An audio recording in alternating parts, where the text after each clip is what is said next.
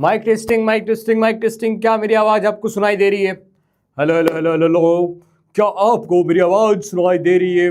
भाइयों बहनों, क्या आपको मेरी आवाज सुनाई दे रही है? Hello hello hello hello hello hello hello hello. क्या आपको मेरी आवाज सुनाई दे रही है? क्या आपको मेरी आवाज सुनाई दे रही है? जी हाँ, एक बार एक स्वर में बताइए। ओ ओ ओ ओ, बढ़िया बढ़िया बढ़िया बढ़िया। So hello everyone, this is Ravivan Rao. स्वागत करता हूं आप सभी का नेक्स्ट पेपर के शानदार प्लेटफॉर्म पे। Once again unit and measurement chapter है और उसमें आज लेक्चर नंबर 4 की शुरुआत होने जा रही है। लेकिन उन सब से पहले बताइए, क्या आपका रिजल्ट आ चुका है? वाह वाह वाह वाह वाह वाह वाह वाह वाह वाह, बढ़िया, वाह वाह भाई साहब, वाह। 81 81 96 90 95 92.8 87 87 99.63 90 92 86 60 91 83।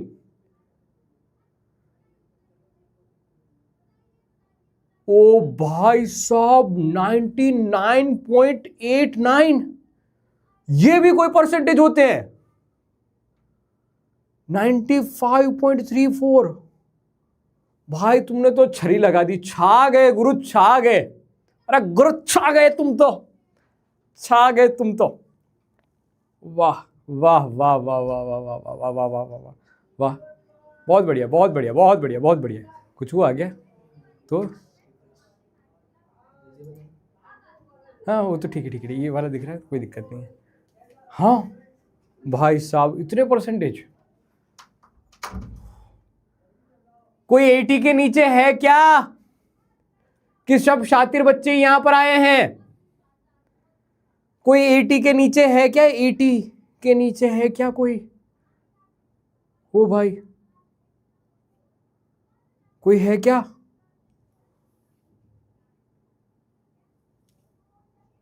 सब इतने शातिर बच्चे हैं।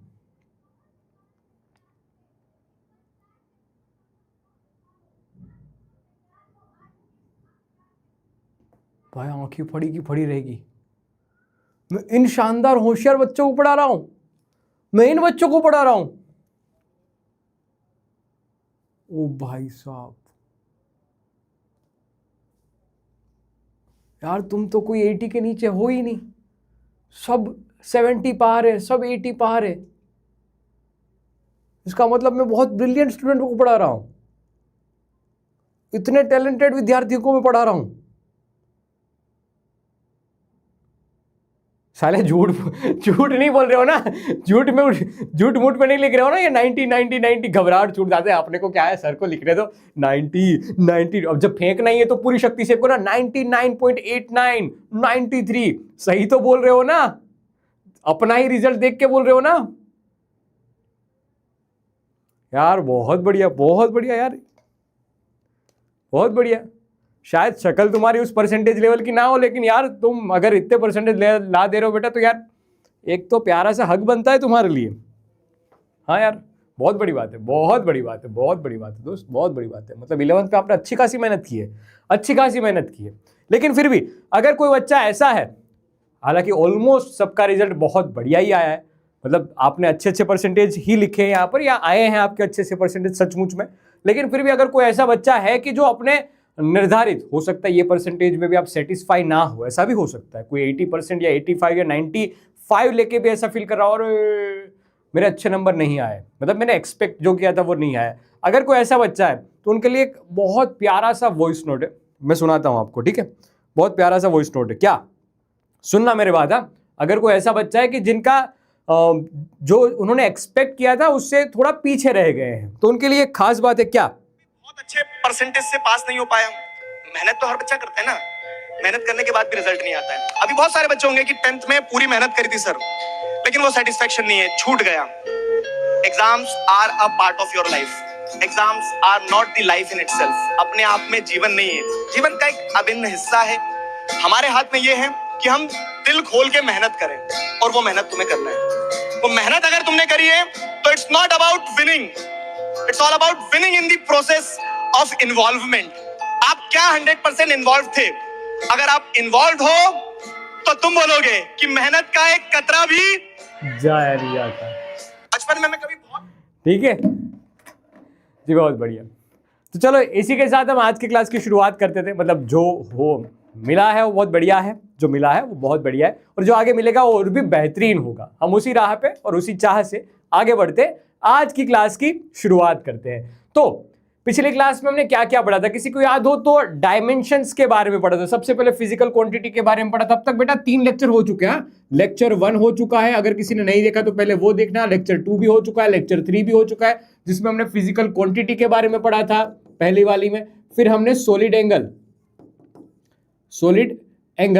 एंड प्लेन एंगल के बारे प्लेन एंगल और सॉलिड एंगल के बारे में समझा था। मतलब theta is equal to arc divide by radius वाला फॉर्मूला पढ़ा था इसमें मेजरली तो।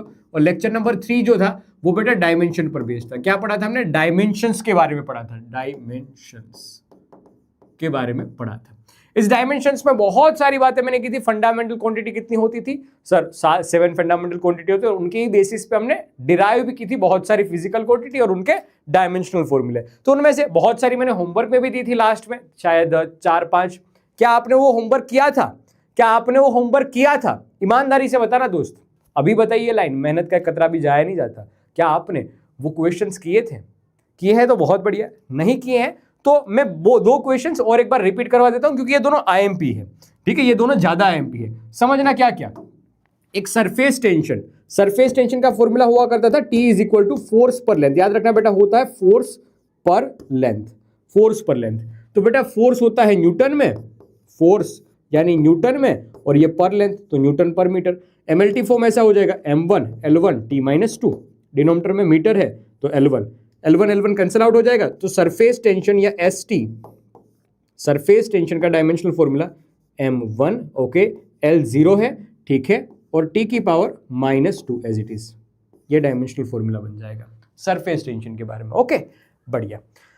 हाँ, एक कोफिशिएंट ऑफ विस्कोसिटी, बस ये 2 ही मैं करवाऊंगा। बाकी के जो बचे हुए हैं उस PDF में है, वो आपको खुद से करने हैं। उनमें मैं सारे फॉर्मूले लिख दिए थे, आपको बस वो प्रोसेस अप्लाई करनी थी जो हमने पीछे भी सीखी थी। तो क्या होता है formula for a coefficient of viscosity?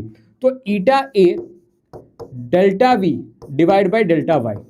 क्या है ये डेल्टा V? तो चेंज इन वेलोसिटी, और डेल्टा Y क्या है? एक तरह से मीटर है। देखना, फोर्स यानी फोर्स, एक बार बता दूं तो फोर्स का यूनिट क्या होता है? न्यूटन होता है। ठीक है, फोर्स का यूनिट होता है न्यूटन, या ऐसा लिख दूं M1 L1 T-2। Okay, as it is सारी बातें। ईटा भी एज इट इज लिखते हैं, ये ईटा भी एज इट इज, इसका ही डायमेंशनल फॉर्मूला हमें निकालना है। बाकी एरिया होता है L की पावर 2, लिख लिया बेटा। और delta V by delta Z, सुनना बेटा, delta V by delta Z। Delta V यानी मीटर पर सेकेंड, तो L1 T-1 ऐसे ही लिखेंगे, मीटर पर सेकेंड। देखो, अगर ये डिफिकल्ट लग रहा हो ना तो तुम यूनिट से खेल लेना। तो चलो ये ऐसे ही चलते हैं अपन। तो ये है वेलोसिटी, याद रखना क्या है बेटा? ये वेलोसिटी, चेंज इन वेलोसिटी। और ये बेटा डिस्टेंस है, चेंज इन डिस्टेंस या टाइम है। ठीक है, तो डिस्टेंस की बात हो रही है यहाँ पर। तो सुनना बेटा, डिस्टेंस के लिए L1 ही लिखते हैं। ठीक है, तो ऊपर L1 T1, क्योंकि मीटर पर सेकंड होता है, पर सेकंड यानी -1, और ये L1। तो सीधी सिंपल सी बात है, यहाँ पर L1 कैंसिल आउट हो जाएगा। ये L2 है, इस तरफ आएगा तो माइनस हो जाएगा, तो L की पावर 1 -2 तो -1 हो जाएगा। ओके सर, T यहाँ पर -1 है, इस तरफ आएगा तो प्लस हो जाएगा, तो बेटा ध्यान से देख, -2 + 1 तो -1। ओके सर, और ये आया M1 as it is. Coefficient formula, coefficient of viscosity का डायमेंशनल फॉर्मूला ध्यान से देख लीजिए कि आपको ये दोनों समझ में है तो स्वाहा जरूर लिखना दोस्त। अभी मैंने बस प्रीवियस क्लास को रिवाइज ही किया है, कुछ नया नहीं पढ़ाया है। एक बार देख के बता दो क्या समझ में आया? एक बार बता दो दोस्त, एक बार बता दो यार, M1 L-1 T-1, M1 L1 M1 L-1 T-1। बहुत बार ये एग्जाम में पूछा जाता है, बहुत बार। ये एग्जामिनेशन में पूछा जाता है। आएगा समझ में? आएगा समझ में? ठीक है। अब आज के क्लास में हम क्या पढ़ने वाले हैं? तो आज के क्लास में हम इसी डायमेंशनल फॉर्मूले की एप्लीकेशन पढ़ने वाले हैं दोस्तों। क्या हम उनकी एप्लीकेशंस, किसको कैसे अप्लाई करते हैं, तो तीन प्यारी प्यारी सी सुंदर सुंदर सी एप्लीकेशन होगी, वो समझाऊंगा, और बीच में एक प्रिंसिपल ऑफ होमोजेनिटी करके एक टॉपिक आएगा, वो भी समझाऊंगा।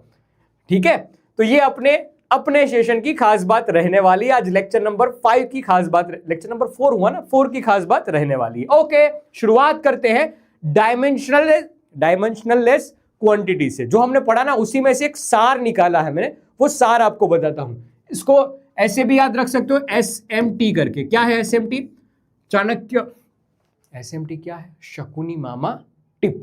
शकुनी मामा टिप, ठीक है, शकुनी मामा की टिक कि रेशियो ऑफ फिजिकल क्वांटिटी जो भी होती है ना, रेशियो टाइप की क्वांटिटी, उनका डायमेंशन कुछ नहीं होता। जैसे कि स्ट्रेन था, इसका एग्जांपल समझना, स्ट्रेन या relative density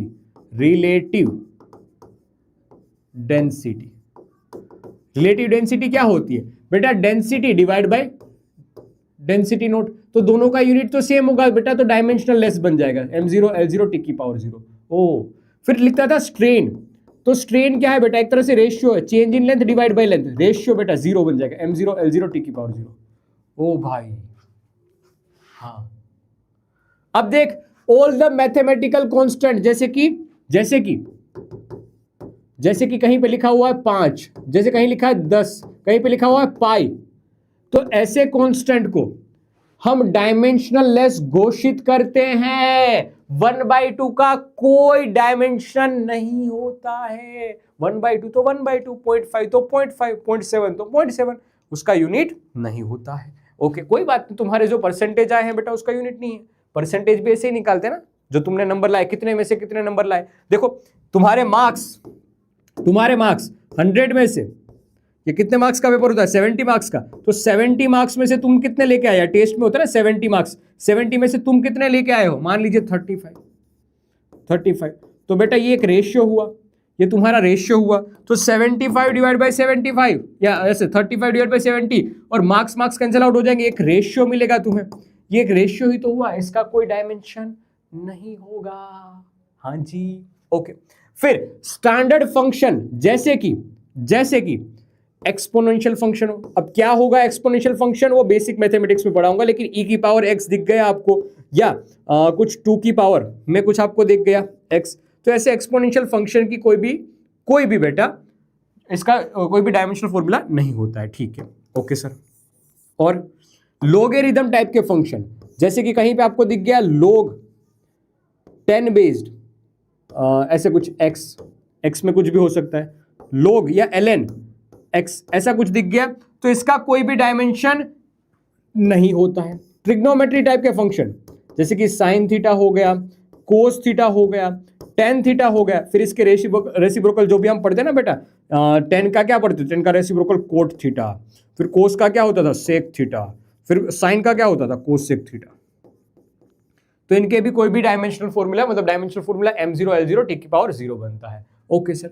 inverse trigonometry type के फंक्शन, ऐसे भी इन फ्यूचर पढ़ोगे आप, sine inverse theta, cos inverse theta. तो ये फंक्शन के भी कोई भी डायमेंशनल फॉर्मूला, मतलब डायमेंशनल इसका m0 L0 टी की पावर 0 वाला फॉर्मूला ही हम लिखते हैं। तो एक छोटी सी शकुनी मामा की ट्रिक थी, या शकुनी मामा की टिप थी, जो आपको बहुत काम में आ सकती है MCQs में। इसको थोड़ा दिलो दिमाग में बिठा लेना। फिर हम एप्लीकेशन की बात करते हैं। देखना, सुंदर सुंदर एप्लीकेशन, और आज का सेशन आपकी स्कूल के रिस्पेक्ट में बहुत काम का रहने वाला है, बहुत काम का रहने वाला है। किस किस को याद है कन्वर्जन ऑफ यूनिट्स के लिए मैंने एक फॉर्मूला बताया था? किस किस को याद है? किस किस को याद है? कमेंट सेक्शन में लिखना एक बार यार, लिखना, मैंने बोला लिखना, कमेंट सेक्शन में याद है? किसी को लग रहा है कि साइन क्यों डायमेंशनल लेस हुआ बेटा? तो लेक्चर नंबर, इससे पहले वाले जो लेक्चर है ना, वो देख के आइए। यहां पर मैंने सब डिटेल में ऑलरेडी पढ़ाया हुआ। लेक्चर नंबर 3 देख लीजिए। जिसने लेक्चर नंबर 3 नहीं पढ़ा है ना बेटा, वो आज का सेशन छोड़ दीजिए। आज का, ईमानदारी से बता रहा हूं, जिसने लेक्चर नंबर 3 नहीं पढ़ा है, वो ये सेशन की शुरुआत ना करे जनाब, ना करे। लेक्चर नंबर 3 जिसने नहीं पढ़ा है ना, वो आज के सेशन की शुरुआत ना करे जनाब, वरना कुछ समझ में नहीं आएगा। ठीक है, ओके। हाँ, अरे बहुत बढ़िया, बहुत बढ़िया, बहुत बढ़िया, बहुत बढ़िया, बहुत बढ़िया। कन्वर्जेंस ऑफ यूनिट की बात करते, कन्वर्जन ऑफ यूनिट की बात करते, तो फॉर्मूला था, याद हो तो, कि n प्रोपोर्शनल टू 1/u, फिर आया था nu is equal to constant, और फिर हमने लिखा था n1 u1 is equal to n2 u2। ठीक है, यहां पर n क्या रिप्रेजेंट करता है? न्यूमेरिकल वैल्यू, न्यूमेरिकल वैल्यू को रिप्रेजेंट करता है। इसको मैग्नीट्यूड भी कहते हैं, इसी को मैग्नीट्यूड भी कहते हैं। और u क्या रिप्रेजेंट करता है? ये यूनिट को रिप्रेजेंट करता है, या फिर डायमेंशन से भी इसको रिप्रेजेंट करा जाता है, डायमेंशंस से भी इसको रिप्रेजेंट किया जाता है। ठीक है, डायमेंशन से भी इसको रिप्रेजेंट किया जा सकता है। ओके, अब देखो मैं इसकी खास एप्लीकेशन लिखवाने जा रहा हूं। जैसे कि मुझे चेंज करना है कुछ, ध्यान से देखना भाइयों बहनों, ध्यान से देखना इस सिस्टम को, ध्यान से देखना इस सिस्टम को। क्या कि हमें कोई एक सिस्टम दे रखी है, सिस्टम वन, और ऐसे सिस्टम टू। ठीक है, ध्यान से देखना बेटा, सिस्टम 1 सिस्टम 2, उसकी कुछ न्यूमेरिकल वैल्यू, क्वेश्चन की अप्रोच बता रहा हूं, उसकी कुछ न्यूमेरिकल वैल्यू दे रखी होगी, इसकी कुछ न्यूमेरिकल वैल्यू दे रखी होगी। ओके, फिर u1 को है ना हम ऐसे लिखेंगे, u1 इज इक्वल टू, ध्यान से देखना, m1 l1 t की पावर समथिंग समथिंग, जो भी होगा वो उस हिसाब से लिखेंगे। जैसे यहां पर हो गया x y और z, कुछ ऐसा हो गया तो हम उस हिसाब से लिखेंगे m1 l1 t1।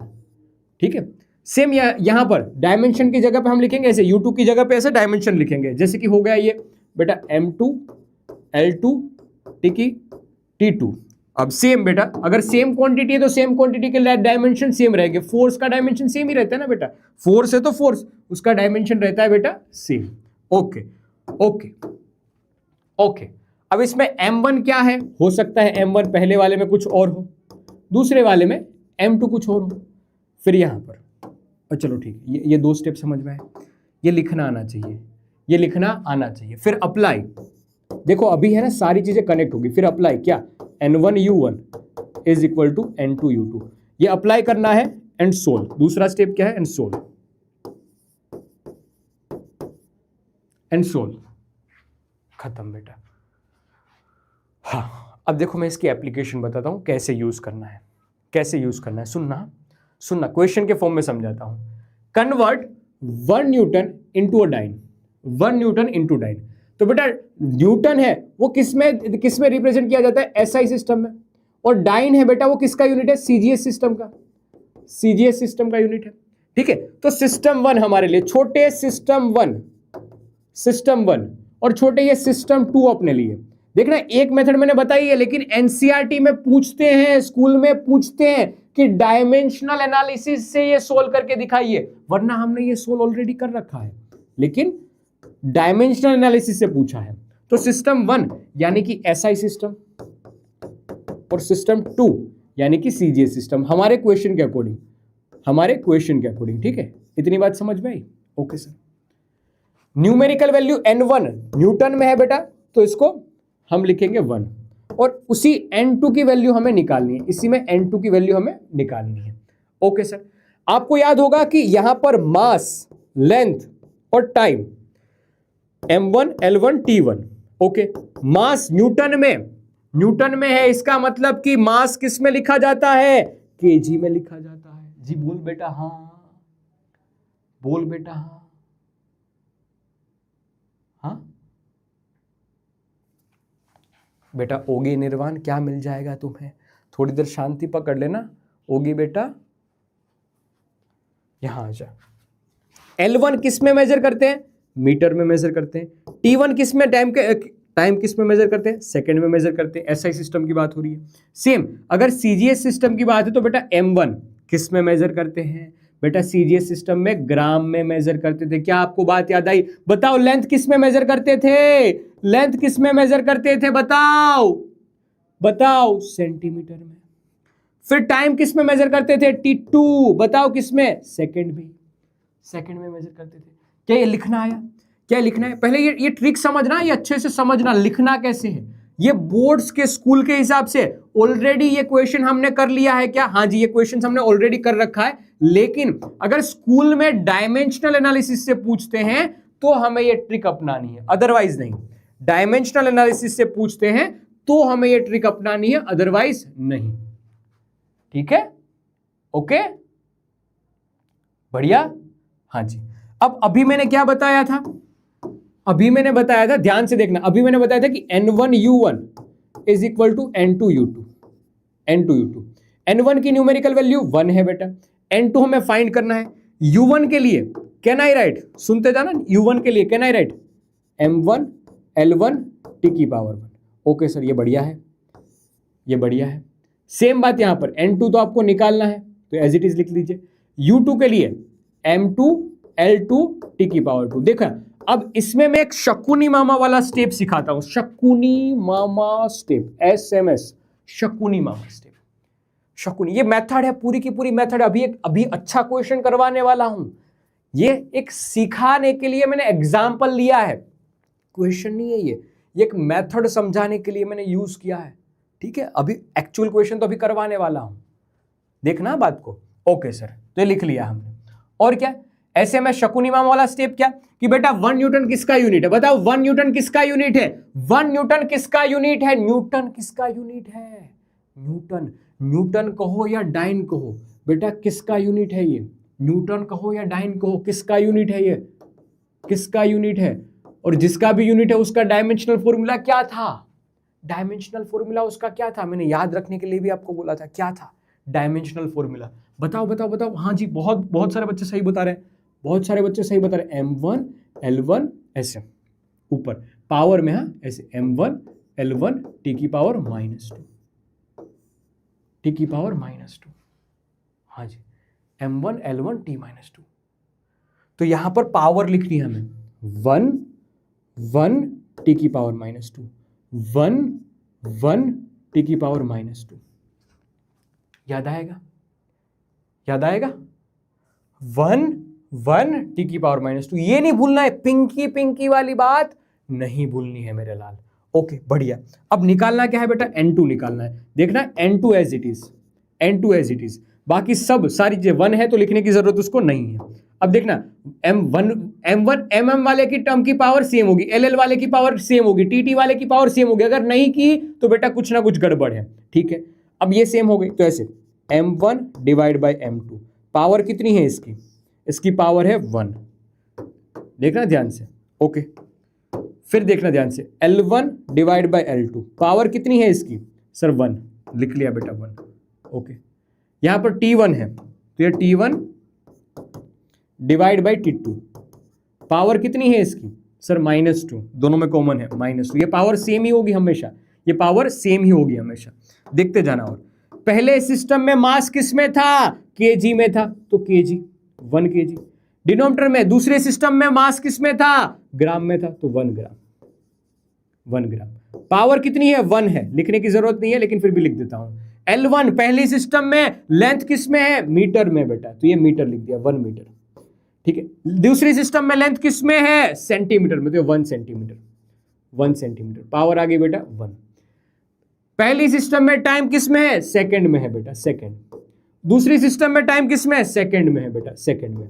पावर कितनी है? -2। लिखने की जरूरत नहीं थी लेकिन मैंने लिख दिया। ठीक है, क्यों? क्योंकि आप ध्यान से देखते जाओ, इसको उड़ाना है, इसको उड़ाना है। जैसे कि सेकंड मर गया बेटा, पावर कितनी भी हो, सेकंड मर गया, बना क्या? 1 की पावर कितनी भी हो क्या फर्क पड़ता है? -2 -4, 0 के अलावा 0 भी होगी तब भी 1 का आंसर 1 ही बनेगा। तो इस पूरे का आंसर बन जाएगा बेटा 1।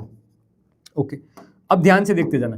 किलोग्राम को क्या मैं लिख सकता हूं? 10⁻³ ग्राम। ओके, डिनोमिनेटर में 1 ग्राम, ये पहली बात। ओके, 1 मीटर है, 1 मीटर को लिख सकता हूं 10⁻² सेंटीमीटर, डिनोमिनेटर में 1 सेंटीमीटर। ओके, बन गया बेटा अपना यूनिट 2। देखो ध्यान से, सेंटीमीटर ने सेंटीमीटर को मारा, ग्राम ने ग्राम को मारा, 10⁻³ 10⁻², बेटा बन जाएगा 10⁻5। लो, आपका आंसर आया, ये आपका आंसर आया। ये एक लॉन्ग मेथड है लेकिन कई बार स्कूल वाले ये प्रीफर करते हैं, स्कूल वाले ये प्रीफर करते हैं। मैं क्या करूं बेटा, तुम्हारे स्कूल वाले हैं ना, वो ये प्रीफर करे, तो स्कूल वाले ये प्रीफर करते हैं कई बार। बाकी मैंने ऑलरेडी एक मेथड तो आपको बताई दी थी, N1U1 is equal to N2U2, उस मेथड से हमारा काम हो सकता है, लेकिन कई बार इस डायमेंशनल एनालिसिस वाले फॉर्मूले से भी हमें आगे बढ़ना पड़ सकता है। ये स्कूल की बात है, स्कूल की बात है, ठीक है, बढ़िया। कोई भी स्टेप इस पे ना समझ में आए तो बताओ मुझे, कोई भी स्टेप इसमें समझ में ना आए तो बताओ मुझे।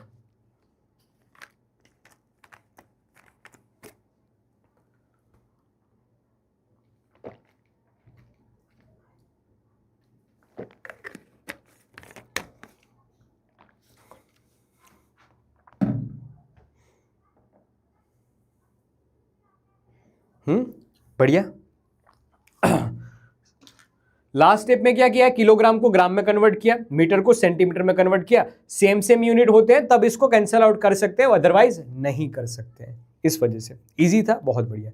देखो हाँ, मैंने लास्ट स्टेप में ध्यान कहाँ रखना था, एक इसमें ध्यान रखना है और एक इसमें ध्यान रखना है, जब उड़ाने का समय हो तब ध्यान रखना है। देखो अब अच्छा एक क्वेश्चन करवाता हूं, रिलेटेबल क्वेश्चन है, ध्यान से सुनना। एक क्वेश्चन है, suppose we employ a system, हम खुद एक सिस्टम बना रहे हैं, हम है सिस्टम, क्या हम है सिस्टम, हम एक सिस्टम बना रहे हैं, हम एक सिस्टम बना रहे हैं। उस सिस्टम में हम है ना एनर्जी के यूनिट बनाना चाह रहे हैं। किसका यूनिट, एनर्जी। एनर्जी किस किस को याद है, यूनिट एनर्जी किस में लिखते थे, जूल में लिखते थे। बताओ बेटा जूल डायमेंशनल फॉर्मूला क्या होता है इसका, अरे डायमेंशनल फॉर्मूला क्या होता है इसका, जूल का बता बेटा, जूल एनर्जी का, M1 L, बता कमेंट सेक्शन में, L2 T की पावर -2, ठीक है, ये होता था डायमेंशनल फॉर्मूला। लेकिन जनाब यहां पर बोला गया कि एनर्जी में जो आप ये जूल जो लिखा हुआ है ना, उसमें आप किलोग्राम मीटर पर सेकंड स्क्वायर या मीटर स्क्वायर पर सेकंड स्क्वायर लिखते हो ना, उसमें बेटा उसमें केजी है ना, 1 केजी, उसको आज से वजनदार यानी 1 दिगराज सर केजी के इक्वल लेना है, 1D इक्वल, ठीक है। केजी को हमारी सिस्टम के अनुसार हम 1D केजी बोलेंगे। 1 मीटर को हाइट वाला इंसान शोभित भैया तो 1S मीटर लिखेंगे। समय यानी सेकंड को लिखेंगे बेटा 1 प्रशांत भैया सर सेकंड, ठीक है। तो हम रिप्लेस कर रहे हैं, कैसे, 1 केजी को रिप्लेस कर दिया 1 दिगराज सर के इक्वल, 1 मीटर को रिप्लेस कर दिया 1 शोभित भैया के इक्वल, 1 सेकेंड को रिप्लेस कर दिया 1 पीके भैया के इक्वल। ओके, ये हमारी सिस्टम है, ये क्या है, हमारी सिस्टम है। सुना, बात की गहराई समझी आपने, क्या किया है, 1 KG 1 Digraj sir KG, 1 metre 1 Shobhit भैया metre, 1 second 1 time punctuality, you already know about punctuality, मतलब एकदम यो टाइम पे आना, टाइम पे जाने वाली चीज। 1 सेकेंड 1 पीके भैया, समय के रिगार्डिंग मैंने प्रशांत भैया को, ठीक है, तो 1 प्रशांत भैया सेकेंड, परफेक्ट। ये हमारी सिस्टम है, ये छोटे हमारी सिस्टम है। तो उन्होंने पूछा क्वेश्चन में कि इस सिस्टम के अनुसार 1 जूल को कैसे लिखेंगे, नए टर्म्स में, नए यूनिट में कैसे लिखेंगे, नए यूनिट में कैसे लिखेंगे। पक्का समझ में आया तुम्हें, पक्का समझ में आया तुम्हें, क्या ये चीज तुम्हें समझ में आ गई, क्या ये चीज तुम्हें समझ में आ गई। मैं अब शुरुआत करूं क्वेश्चन की, ऐसे ध्यान से देखना, N1U1 is equal to N2U2। Okay, बढ़िया यार, ध्यान से देखो, N1 न्यूमेरिकल वैल्यू 1 जूल, पहली थी SI सिस्टम, तो जूल को लिखते हैं M1 L2 T-2, ओके। और ये सब पहले 1 वाले के लिए, 1 वाली सिस्टम के लिए, ओके। दूसरे के लिए हमें 2 निकालना है, तो ये N2 as it is, okay. U2 निकालना है, ध्यान से देखते जाना बेटा, U2 तो M2 उसकी power 1, L2 power 2, T2 power -2, power same रहनी चाहिए। ये पावर कैसे डिसाइड किए बेटा, जिसकी कहानी या जिसकी शादी हो रही हो ना, जैसे यहां पर एनर्जी की शादी हो रही थी, तो हमने एनर्जी से पावर चुराई है। एनर्जी से पूछा कि तेरे को ऊपर कितने पावर आएगी, तो उन्होंने बोला 1 2 -2 1 2 -2 1 2 -2 आएगी, तो ये उन्होंने बताया, ठीक है, ओके, हाँ जी। अब ध्यान से देखते जा, N2 निकालना है ना हमें, N2 की वैल्यू निकालनी है तो N2 इज इक्वल टू, ध्यान से देखना बेटा, M1 divide by M2, power दोनों की कितनी है 1 है।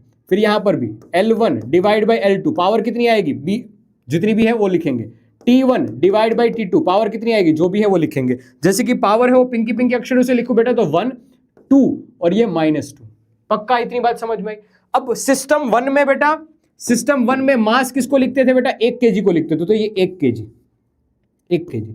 सिस्टम 2 में वही मास किस में लिखा जाता है, वही मास लिखा जाता है 1D kg में, 1D kg में। ओके, सेम भूलना नहीं है। लेंथ किस में लिखते थे पहले, पहली सिस्टम में 1 मीटर, दूसरी सिस्टम में 1s metre, 1s metre, S capital लिखा है मैंने। ओके, तीसरी टाइम लिखा करते थे पहले 1 सेकंड, छोटा एस है। और यहां पर T2 की जगह पे क्या आ जाएगा, हमारी सिस्टम के अकॉर्डिंग 1 पी के भैया एस, PS। और पावर जो भी है वो एज इट इज हमें यहां पर सब्स्टिट्यूट करनी है, जैसे कि ये 1, जैसे कि हो गया 2, जैसे कि हो गया -2, power as it is put करनी है। क्या तुम्हें दिखाई दे रहा है कि काटापीटी कर सकते हैं, जहां पर भी काटने का मौका मिले बेटा छोड़ना नहीं है। तो KG cancel out, metre cancel out. Second को बोला हट प्रशांत सर के पीछे से, तो सेकंड को भी मार दिया। पक्का? ओके, ध्यान से देखता जा, अब ध्यान से देखता जा। देखो यहां पर बच क्या रहा है, 1/d, 1/d। एक को लिखने की तो जरूरत है नहीं, 1/d की पावर 1 है। ओके, फिर यहां पर मीटर कैंसिल आउट हुआ, 1/s, कैपिटल एस है बेटा, शोभित भैया वाला एस है, तो ये पावर 2। फिर बच रहा है बेटा 1 कैंसिल आउट हुआ, 1/p, p की पावर -2 कर देंगे। ओके, तो यही पावर इन सबको भी देते हैं, तो d की पावर, d ऊपर आएगा तो माइनस पावर के साथ आएगा, s ऊपर आएगा तो माइनस पावर के साथ आएगा, और ये तो पहले से ही माइनस है तो माइनस प्लस हो जाएगी। तो एक अकेले देखना है नेगेटिव पावर, लेकिन अकेले पी के भैया के पास पावर आ रही है पॉजिटिव में। ओके सर, तो ये 1 जूल या N2 की वैल्यू आई, N2 की वैल्यू आई, इक्वेशन आई। 1 जूल के इक्वल हम इसको लिख सकते हैं, 1 जूल के इक्वल हम ये लिख सकते हैं। क्या तुम्हें समझ में आया कि 1 जूल के इक्वल, 1 जूल के इक्वल हम लिख सकते हैं क्या, ऐसे 1 जूल के इक्वल हम लिख सकते हैं 1 टाइम d की पावर -1, s की पावर -1 और p की पावर प्लस में 2 है। यहां पर 2 है ना, हाँ 2 आएगी, 2 आएगी ना बेटा, 2 आएगी। हाँ, -2 क्यों आया, क्योंकि ये नीचे वाला टर्म है वो ऊपर आया, इस वजह से माइनस हो गया, जो माइनस में ऑलरेडी प्लस में आ गया। तो ये बेटा 1 जूल के इक्वल, ये हमारी सिस्टम के अनुसार हमने लिखा है, ये हमारी सिस्टम के अनुसार हमने लिखा है। क्या समझ में आएगा, क्या समझ में आएगा? ध्यान से देख लीजिए, ध्यान से देख लीजिए। कोई गलती दिख रही हो इसमें तो बताओ, कोई ऐसा पार्ट हो कि जो कंफ्यूजिंग हो तो बताओ, कंफ्यूजिंग हो तो बताओ, कोई ऐसा पार्ट की जो कंफ्यूजिंग हो तो बताओ, कोई ऐसा पार्ट की जो कंफ्यूजिंग हो तो बताओ, कोई ऐसा पार्ट की जो कंफ्यूजिंग हो तो बताओ। नहीं है ना? अरे होगी भाई, बस कर जा यार, बस कर जा। होगी भाई, तू किसी और को मौका ही नहीं दे रहा है, मैं किसी और की चैट पढ़ ही नहीं पा रहा हूं यार, ऐसा मत करना होगी भाई, प्लीज प्लीज होगी भाई, मत करना ऐसा। तो एक एनसीईआरटी में क्वेश्चन है, एनसीईआरटी में क्वेश्चन, ये एनसीईआरटी का क्वेश्चन है, एनसीईआरटी में क्वेश्चन है कि कैलोरी है वो एक यूनिट है हीट एनर्जी का, ठीक है, हीट एनर्जी का, जहां पर हम लिखते हैं कि 1 calorie is equal to 4.2 joule, 4.2 joule, ठीक है सर। और इसी के साथ साथ हमें बताया गया है कि यहां पर 1 जूल होता है 1 किलोग्राम मीटर पर सेकेंड स्क्वायर के इक्वल, ये भी हमें पता है। अब यहां से मैंने जो पढ़ा है वो, suppose we employ a system of a unit in which mass is equal to, मैंने डी लिखा था लेकिन एक्चुअल में किताब में यहां पर अल्फा दे रखा है, किताब में यहां पर अल्फा दे रखा है, तो मैं अल्फा लिख देता हूं, ठीक है, वापस अल्फा कर देता हूं। ये अल्फा, क्वेश्चन किताब में ये अल्फा दे रखा है, alpha KG. Unit of length ये दे रखा है बीटा के फॉर्म में, तो ये बीटा लिख दिया मैंने, यहां पर बीटा लिख दिया, क्वेश्चन में ये बीटा दे रखा था, ठीक है, एनसीईआरटी के क्वेश्चन में। ओके, तो मास के इक्वल क्या, मतलब यहां पर बताया था कि 1 kg is equal to 1 alpha kg, फिर 1 metre is equal to 1 beta metre, ये क्वेश्चन में बता रखा था।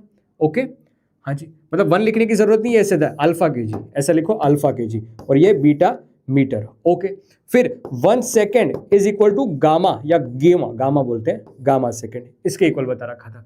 ठीक है, कि यूनिट ऑफ टाइम इज, प्रशांत भैया का नाम लिखा है मैंने, लेकिन यहां पर गामा ऐसा क्वेश्चन में दे रखा था। तो हमें बताना कि show that the calorie has a magnitude 4.2, ये कैलोरी हैज वाली बात थी, तो मैंने तो एक्चुअल में जूल पढ़ा दिया था आपको, आपको याद हो तो मैंने आपको जूल पढ़ा दिया। अरे यार बोर्ड चलना बंद हो गया। हाँ, मैंने आपको जूल पढ़ा दिया था कि 1 जूल इज इक्वल टू, अब भी आपको लिखवाया था, अब भी आपको लिखवाया था ऐसे, 1 joule is equal to D की पावर -1, ये सिखाया था, एस की पावर -2, ओके, और पी की पावर 2, ये लिखवाया था। एक्चुअल में डी की जगह पे क्या था, अल्फा -1, बीटा की पावर -2 और गामा की पावर 2, ये सिखाने के लिए मैंने बस डीएसपी लिया था, अदरवाइज अल्फा बीटा और गामा की कहानी थी, अल्फा बीटा और गामा की कहानी थी। तो ये पहले से क्वेश्चन में बता दिया कि 1 calorie is equal to 4.2 joule, तो जूल को हटा दीजिए, 4.2 एज इट इज रहेगा, जूल की जगह पे क्या आ जाएगा, अल्फा की पावर -1, बीटा की पावर -2 और गामा की पावर 2। लो बेटा, ये क्वेश्चन हो गया समाप्त, ये क्वेश्चन हो गया समाप्त। क्या आएगा समझ में? हो, ध्यान से देखो और बताओ, क्या समझ में आएगा ये? क्या समझ में आएगा ये? ओके, ठीक है, तो एक छोटा सा क्वेश्चन था, इसको घर पे जाके आराम से सोचना, देखना, समझना, क्योंकि यहाँ पर मैं आपकी चैट नहीं पढ़ पा रहा हूँ क्योंकि ज्यादा भरे योगी भाई ने बहुत तहलका मचाया हुआ है इस वजह से। खैर आगे बढ़ते हैं, दूसरी एप्लीकेशन है इसकी कि डायमेंशनल करेक्टनेस के बारे में सीखते हैं। डायमेंशनल करेक्टनेस के बारे में हम सीखते हैं। ये हमें कैसे पता चलता है? जैसे कि सुनना, we check a dimensional correctness, we compare the dimensions on the both the side. अगर दोनों साइड LHS और RHS दोनों साइड बेटा सेम डायमेंशन है, इसका मतलब कि कहानी सच है। इसका मतलब यह हुआ कि जो कहानी बताई गई है वो सही है। एग्जाम्पल से देखते हैं, एक एग्जाम्पल से देखते हैं, ध्यान से देखना, बस सीधी सिंपल सी बात है कि दोनों साइड, यहां पर मैंने कुछ लिखा है फोर्स और यहां पर लिख रहा हूं मैं m × a, तो दोनों का डायमेंशन या दोनों का यूनिट सेम होना चाहिए। तो ये बात तो सच है बेटा, फोर्स इसका डायमेंशन और इन दोनों का डायमेंशन दोनों इक्वल होना चाहिए। दोनों का डायमेंशन अगर सेम है तभी डायमेंशनली वो इक्वेशन करेक्ट है, अदरवाइज नहीं करेक्ट है वो। ठीक है, नहीं करेक्ट है वो चेक कर रहे हैं। देखो अब आसान कहानियां हैं, ध्यान से देखते जाना। दो इक्वेशन है हमारे पास, क्या क्या है? एक है 1/2 mv² और एक है mgh। तो पहले हम LHS का डायमेंशनल फॉर्मूला निकालते हैं। देखो यहां से आपको बताया कि m for mass, h for height, v for velocity और a for acceleration into gravity. तो LHS इज इक्वल टू 1/2, अरे यार क्या करूं मैं, चल गया, 1/2 mv²। ध्यान से देखना, m फॉर मास है, 1/2 का कोई भी डायमेंशन नहीं होता है। m फॉर बेटा मास है, तो मास के लिए m की पावर 1 और वेलोसिटी है बेटा तो L1 t की पावर -1 होता है। याद आया क्या? अगर नहीं याद आ रहा है तो हम यूनिट से खेल सकते हैं। जैसे कि मास होता है बेटा किसमें, केजी में, ठीक है। 1/2 का कोई भी डायमेंशन नहीं है, मास केजी में होता है और वेलोसिटी होती है मीटर पर सेकेंड और इसका स्क्वायर कर दिया हमने, तो केजी मीटर स्क्वायर और सेकेंड स्क्वायर। अब मैं अगर डायमेंशनल फॉर्मूला लिखूं LHS का, देखना ध्यान से, केजी यानी m की पावर 1, मीटर यानी L की पावर 2, सेकंड यानी t की पावर 2, लेकिन डिनोमिनेटर में ऊपर आएगा तो -2 बन जाएगा। क्या समझ में आया? तो हटा सावर की कटा, और समझ में आया तो बता दे कमेंट सेक्शन में स्वाहा। राइट साइड की बात करिए, LHS वाला पार्ट था, ये LHS वाला पार्ट था 1/2 mv²। राइट साइड mgh है, RHS is equal to mgh। दोनों का डायमेंशनल फॉर्मूला चेक करते हैं। m फॉर मास है, मास का unit kg, g acceleration due to gravity है तो मीटर पर सेकेंड स्क्वायर, एक्सेलरेशन है ना, h है बेटा हाइट, तो ये मीटर, सर, तो बन जाएगा ऐसे कुछ, kg मीटर स्क्वायर पर second square, kg metre square पर सेकेंड स्क्वायर। ध्यान से देखना, RHS right hand side is equal to kg के लिए sir m1, metre L2, T2 लिखेंगे ऊपर जाएगा तो -2 बन जाएगा, तो M1 L2 T -2। क्या डायमेंशनल ये इक्वेशन ट्रू है, सही है? हाँ कि ना बोल, दुनिया है गोल। क्या ये इक्वेशन है एकदम करेक्ट? जी हाँ। क्या इक्वेशन एकदम करेक्ट है? जी हाँ, जी हाँ।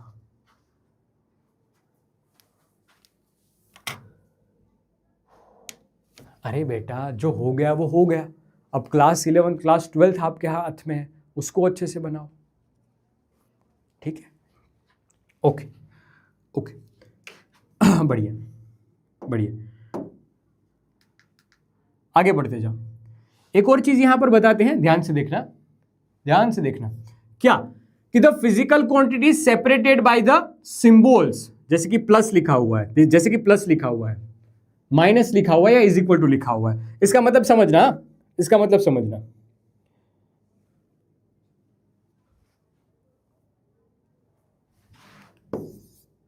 तीन होगी +5 होगी -2 होगी इज इक्वल टू कितने होगी हुए, कितने होगी हुए?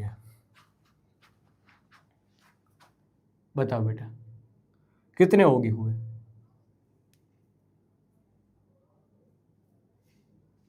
कितने होगी हुए?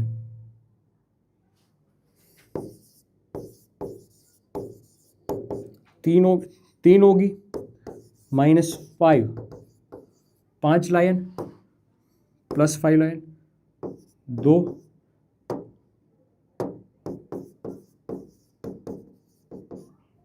डोंकीज लिखते हैं इसको तो।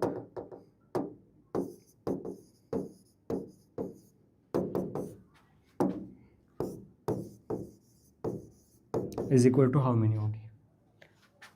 सीधी। और बहुत, अरे क्या दिमाग पाया है आपने। देखो 3 5 3 5, पहले क्वेश्चन का आंसर कैसे आएगा? 3 और 5 बेटा 8 हुए, ठीक है।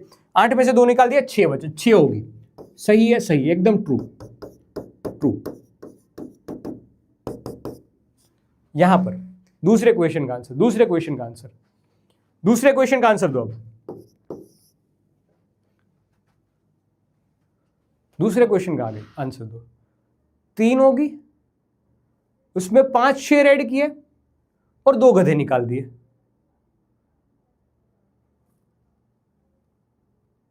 ये क्या कर दिया सर?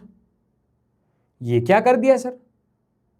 सीधी बात, 3 होगी, 5 शेर ऐड किए, शेर सबको खा गया, गधे को भी खा गया, सब खत्म, सब खत्म, कुछ नहीं बचा। अरे ऐसे नहीं, सीधी सीधी सी बात है कि सेम सेम की गणना होती है, सेम सेम में ऐड किए जाते हैं, सेम सेम में सब्सट्रैक्ट किया जाते हैं, और सेम सेम में इक्वल टू वाली बात जो देखी जाती है। ठीक है, मतलब कि गधे में गधे को ऐड किया जाता है, गधे में से गधे को सब्सट्रैक्ट किया जाता है। यहां पर इंटरकास्ट, इंटर रिलीजन वाली कोई बात नहीं होती है। इसका मतलब सिंपल सा ये है कि अगर कोई आप ब्रैकेट लिख रहे हो बेटा, तो इस ब्रैकेट में ऐसे, इस ब्रैकेट के बीच में अगर प्लस की साइन है, अगर प्लस की साइन है, अगर इस ब्रैकेट के बीच में प्लस की साइन है या माइनस की साइन है या इज इक्वल टू की साइन है, तो सबका मालिक एक, सबका डायमेंशन सेम होगा। क्या होगा? सबका डायमेंशन सेम होगा, सारे के सारे सेम डायमेंशन में होंगे। खास बात क्या होगी इनकी? सबकी सेम यूनिट होगा और सेम डायमेंशन होगा।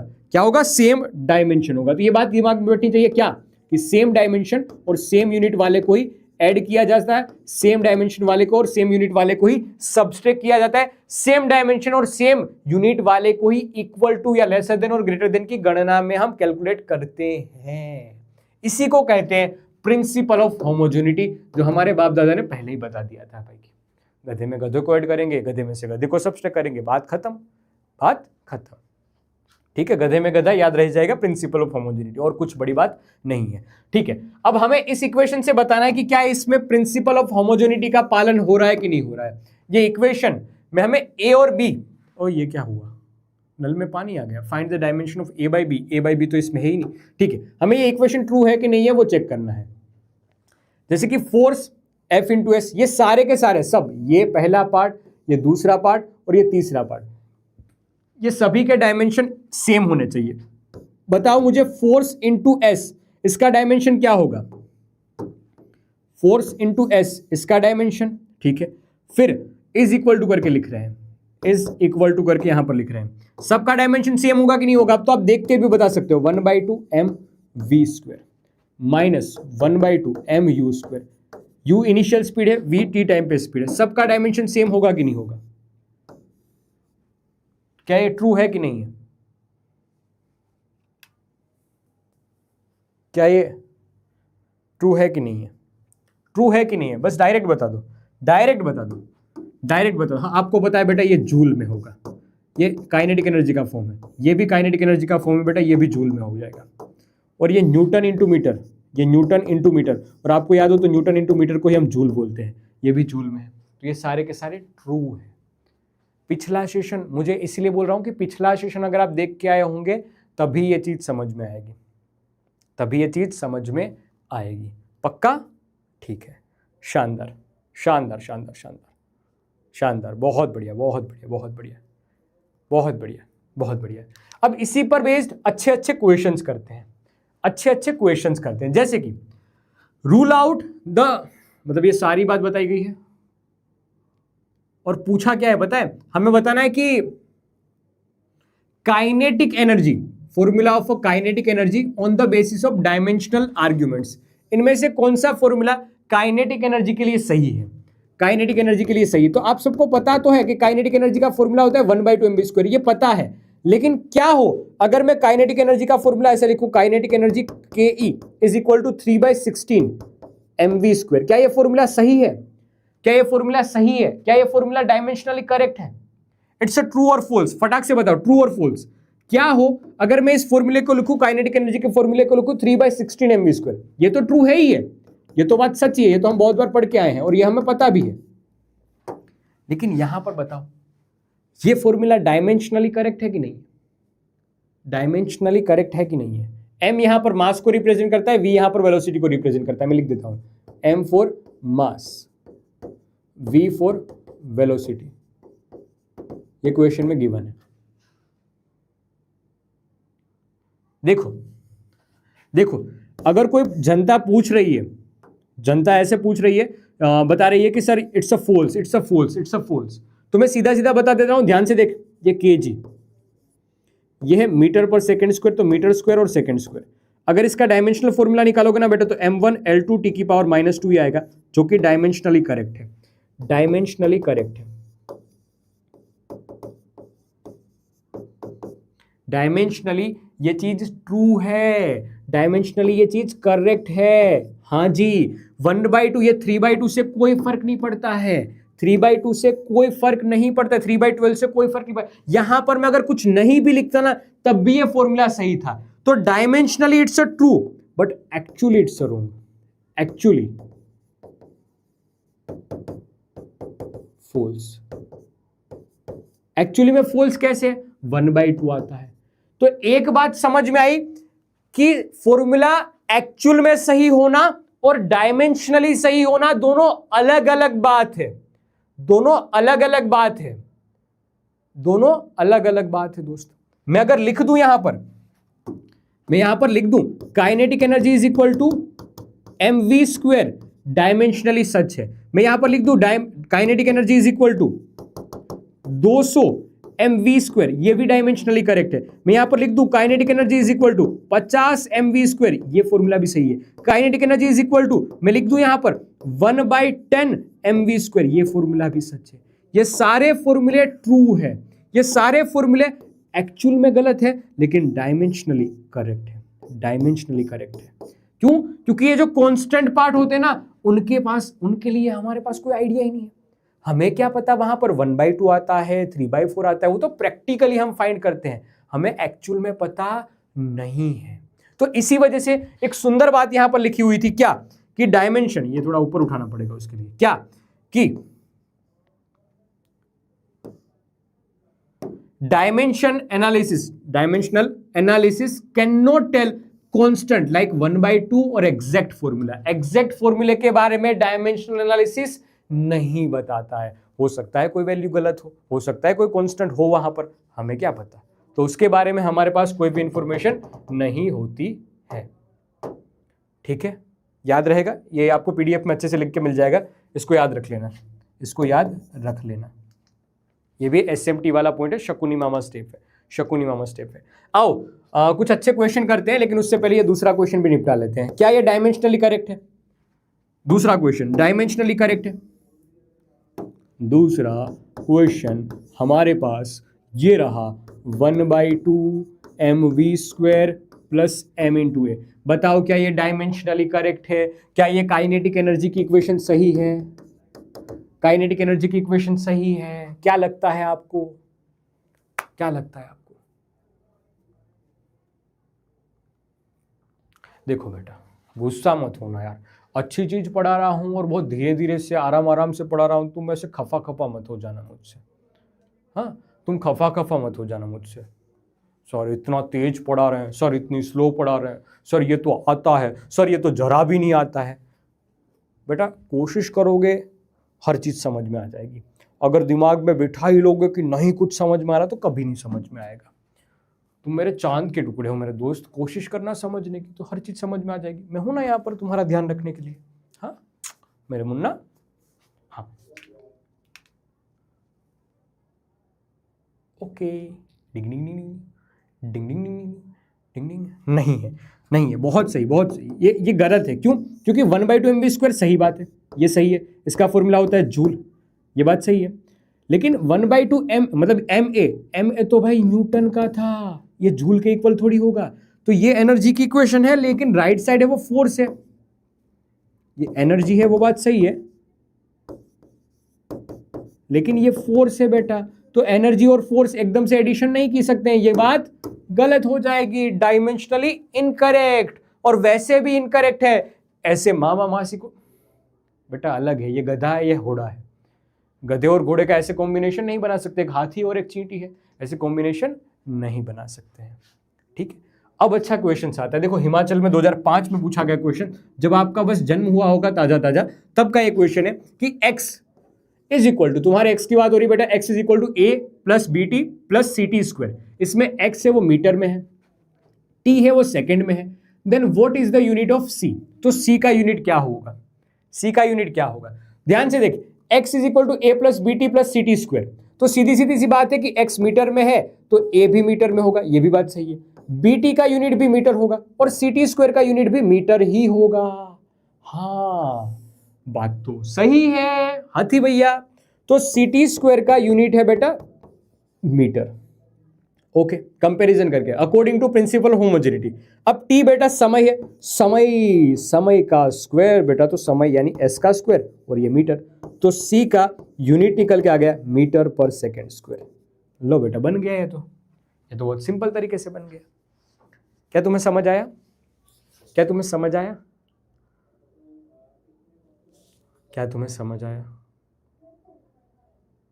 देखो यार, डरना नहीं, डरना नहीं। अगर तुम खुद से ऐसे डर जाओगे ना या रूठ जाओगे ना मुझसे, तो मैं अच्छे से समझा नहीं पाऊंगा दोस्त। तो पहले तो मुझ पर विश्वास रखना, मुझ पर भरोसा रखना। इसलिए नहीं कि तुमसे प्यार करता हूं, इसलिए नहीं किसी और ने हमारे ऊपर हाथ दिया। बेटा बिलीव मी, तुम्हें ये क्लास 11 की जर्नी हो बहुत याद आएगी, बहुत मिस करोगे तुम। जैसे क्लास 12 में आओगे या थोड़े बड़े बन जाओगे, तब बहुत मिस करोगे। बहुत मजा आ रहा था ऐसा। ठीक है, तुम मेरे चांद के टुकड़े हो यार, रूठना नहीं मुझसे। अगर बोल दूं ना कि ये कैमरा नहीं है और खिड़की है, तो वो गाना तुम्हारे ऊपर एकदम सही सटीक बैठ जाएगा। हाँ, अगर बोल दूं मैं ऐसा कि ये कैमरा नहीं है, मेरे सामने जो है ना वो एक खिड़की है, तो वो बात सच हो जाएगी। क्या? कि मेरे सामने वाली खिड़की में एक चांद का टुकड़ा रहता है, अफसोस ये है कि वो हमसे उखड़ा उखड़ा रहता है। मेरे सामने वाली खिड़की में एक चांद का टुकड़ा रहता है। वो बात तुम्हारे लिए सही हो जाएगी यार। हाँ, इसको आगे एक्सटेंड भी कर सकते हैं यार। क्या?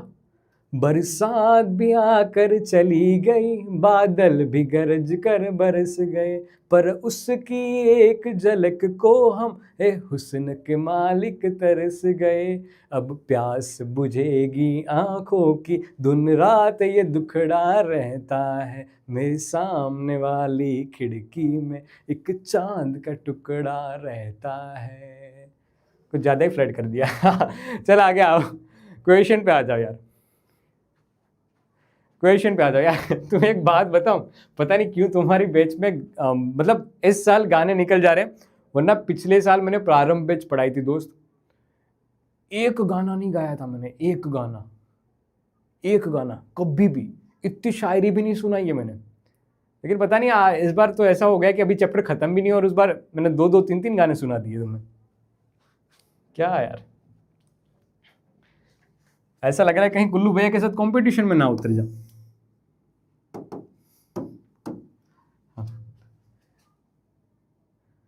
यूट्यूब पे इसलिए नहीं गाया था क्यों, कॉन्फिडेंस नहीं था। अब धीरे धीरे कॉन्फिडेंस आ जाएगा तो यूट्यूब पे भी गा दूंगा। हाँ ठीक है, चलो आ जाओ। ये क्वेश्चन समझ में आया तो मैं आगे बढ़ूं। ऐसे बहुत सारे क्वेश्चन हो रहे हैं। C is equal to metre पर सेकंड स्क्वायर बन जाएगा, मीटर पर सेकंड स्क्वायर इसका यूनिट बन जाएगा। ओके, देखो और एक अच्छा क्वेश्चन है, ये बहुत शानदार क्वेश्चन बेटा, CBSE 2014 में पूछा गया क्वेश्चन है, सुनना बहुत प्यार देखना। देखो ऐसा बताया जाता है ना कि क्वेश्चन बहरूपिया है, तो उसी का ये एग्जाम्पल है।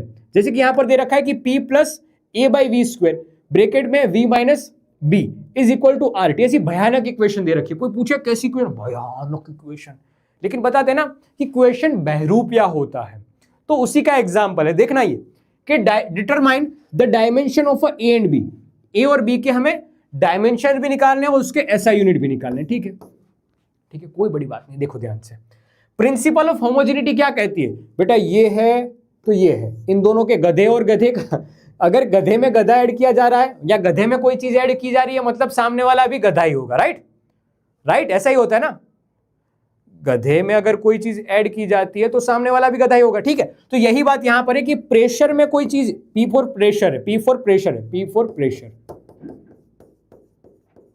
P फॉर प्रेशर, प्रेशर में V फॉर वॉल्यूम। ठीक है, तो प्रेशर में कोई चीज ऐड की जा रही है, इसका मतलब तो ये हुआ ना कि प्रेशर का जो डायमेंशन होगा वही dimension A by V square. यहां पर हर एक क्वेश्चन में बेटा तुम्हें लिखना है क्या कि according to principle of homogeneity, according to principle of homogeneity. Okay, सीधी बात देखना, pressure P is equal to A by V square, और सेम बात यहां पर, ये V है बेटा, इसको अलग पेन से लिखता हूं, ये V है, V फॉर वॉल्यूम, घोड़े में जो कोई ऐड किया जाएगा, घोड़े में से कुछ सब्सट्रैक्ट किया जाएगा, वो घोड़ा होगा। राइट, सीधी सीधी सी सिंपल सिंपल सी बात है। तो यहां पर V वॉल्यूम और माइनस किया जा रहा है B, तो B का डायमेंशन भी सेम होगा। ओके, तो B का डायमेंशन तो सीधा पता चल गया, V फॉर वॉल्यूम है, वॉल्यूम का यूनिट क्या होता है, मीटर का स्क्वायर, तो B का यूनिट बन जाएगा बेटा मीटर का, सॉरी मीटर का क्यूब, तो B का डायमेंशनल फॉर्मूला बन जाएगा क्या, L की पावर क्यूब। लो बेटा, ये पहला क्वेश्चन हो गया। दूसरा, दूसरा ध्यान से देखना, ध्यान से देखना, P फॉर प्रेशर होता है, प्रेशर का यूनिट याद कर, प्रेशर का फॉर्मूला याद कर, pressure is equal to force पर एरिया, ऐसा फॉर्मूला होता था। प्रेशर होता था न्यूटन पर मीटर स्क्वायर में। ठीक है, तो प्रेशर की जगह पे मैंने लिख दिया न्यूटन पर मीटर स्क्वायर। ओके सर, अब A एज इट इज रखा मैंने, और V वॉल्यूम है, वॉल्यूम यानी मीटर का क्यूब और उसका भी स्क्वायर, तो मीटर की पावर 6 हो जाएगी।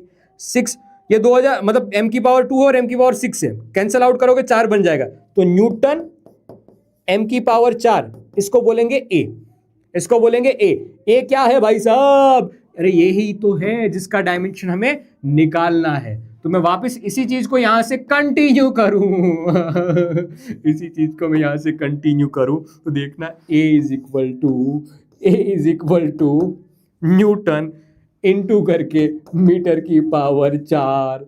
न्यूटन का डायमेंशनल फॉर्मूला क्या था, क्या था न्यूटन बाबा को याद कर, m1 L1 T माइनस 2, और मीटर यानी बन जाएगा बेटा L की पावर 4, L की पावर 4 बनेगा क्या, क्या नहीं आ रहा है भाई बोर्ड चलना बंद हो गया।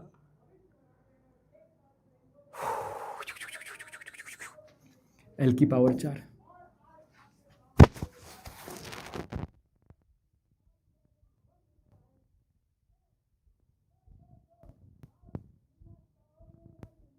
आगे 4 आ गया, पावर 4 आ गई, पावर 4 आ गई, l की पावर 4।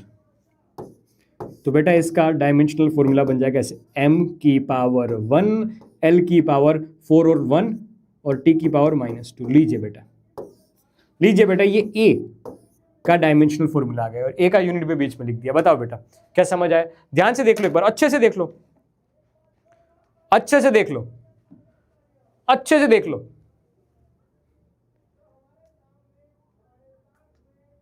अच्छे से देख लो।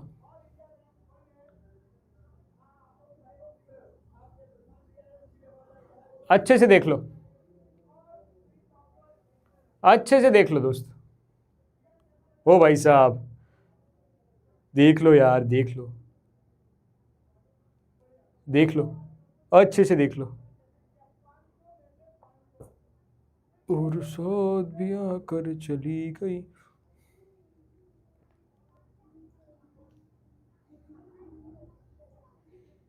ठीक है, ठीक है,